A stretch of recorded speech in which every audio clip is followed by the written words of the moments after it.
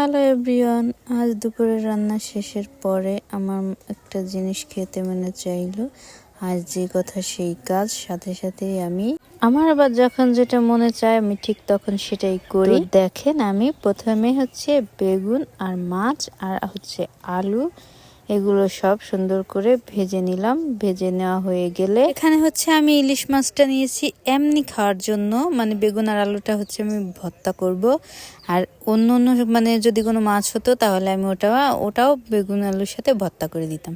তবে মরিচটা সুন্দর করে মাখিয়ে পেঁয়াজ দিয়ে সরিষার তেল দিয়ে সুন্দর করে মাখো মাখো করে তারপরে আমি ওখানে এই বেগুন আলু দিয়ে সুন্দর একটা ভর্তা বানাবো। এবং ভর্তাটা এত মজা ছিল তা বলার মতো না। সবাই খেয়ে খুব প্রশংসা করেছে আমার। আপনারাও পারলে বাসায় এটা ট্রাই করে দেখবেন, কারণ আমার কাছে অসাধারণ লেগেছে। আপনাদের কাছে কেমন লাগবে অবশ্যই চেষ্টা করে দেখবেন।